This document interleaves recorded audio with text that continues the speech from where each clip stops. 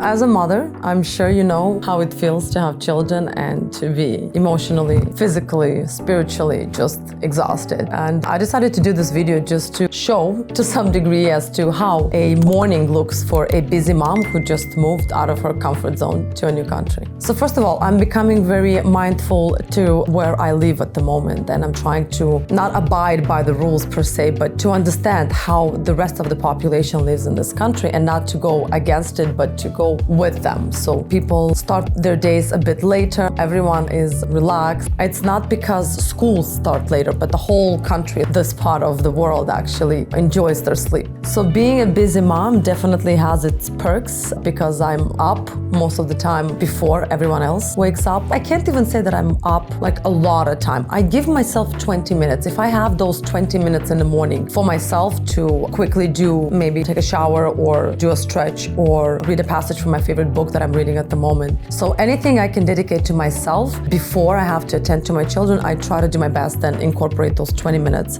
before everyone else is up. Deep breathing usually does help. I wake up and I start panicking a little bit that I have to do this, I have to do that, I have to get them ready, I have to get them dressed. So if I just stop for a moment, I come outside if you have a chance to be outside, and if it's not too cold, I do my best to just come out on the balcony and take a couple of deep breaths and look around and just try to ground myself and be balanced. Music has been always a big part of my life. I was raised by a musician, and growing up, my father and his friends were always practicing music while we were studying or doing our homework. So it was very normalized for us to be around music a lot, especially around like live music. So I try to always put some kind of positive music around my children, especially if I see that like they are starting to play, and to put them in the mood, I put some kind of music for them, something in the background kind of to slow their mind. It's been really helpful. A couple of self-affirmations usually help me in the morning as well. Just when I lay in bed without even getting up with my head on a pillow, I kind of set myself for the day.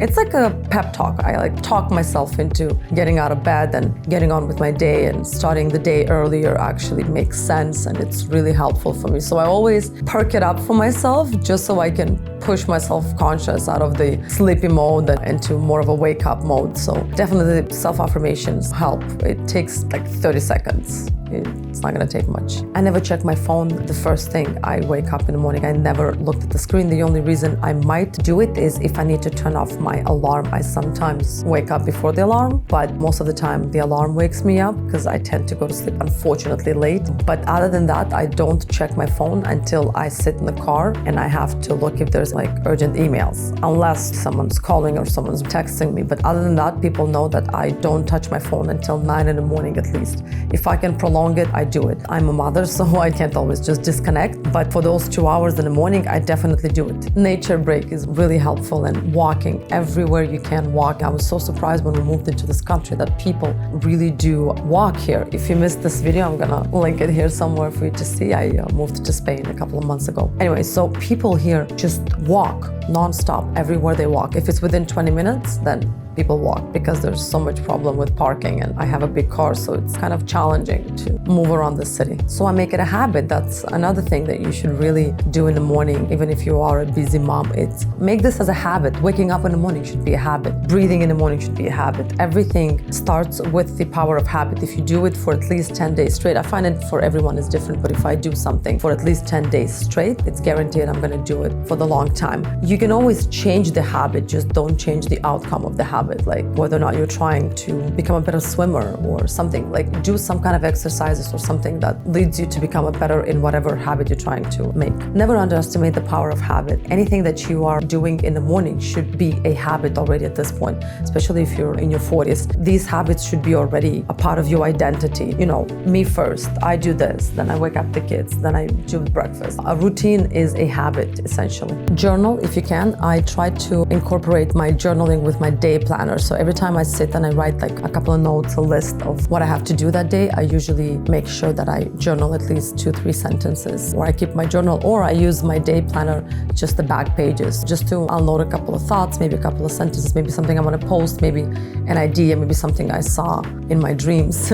So in the morning, I do have the habit of writing down a couple of things. Whatever comes to your mind, it doesn't have to necessarily be something super important. Generally, self-care doesn't need to take a lot of your time. time. As long as it's structured and as long as you prioritize it before anything else, it should not have a big impact on everyone else around you. You're not taking half of the day just for yourself, pampering yourself, going to the spa, ignoring everyone else.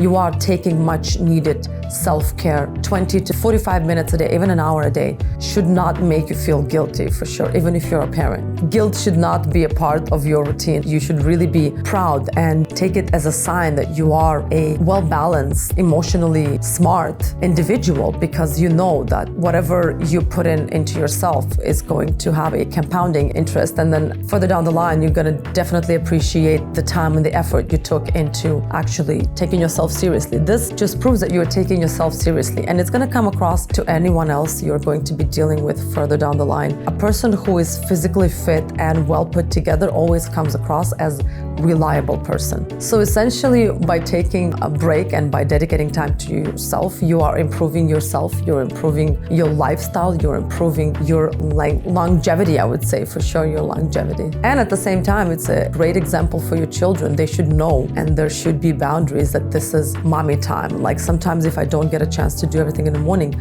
I try to do it in the afternoon. I give them something to do. I put a cartoon if needed, and I just find myself some quiet corner and I do my stretch, or I do my breathing, or whatever it is that I do to maintain my well-being and my mental state in good condition. So yeah, this has ended up being a bit of a hype-up video, but essentially I try not to rush in the morning, and I try to understand that every morning is never going to be repeated. There is never going to be the same day, the same morning, the same routine with your children. There's always going to be something that got disaligned. Maybe one of your toddlers had a bad morning. My daughter, it's miss and hit with her. Sometimes she's in a good mood, sometimes she's in a bad mood. But I try to take it in day by day and then appreciate that they're not going to be children forever, and all of this is going to benefit them. All of the effort you're putting in and all of the habits and kind of schedules you're trying to go by, that all of this will have a compounding interest in your children as well, and it's going to pay back later on in life when they are going to be a balanced individual just like you are. I believe in routines. I believe in habits. Even when it comes to your children, doesn't matter the age, they should know that a structured morning is a successful morning. Thank you for following, and I will see you in my next video.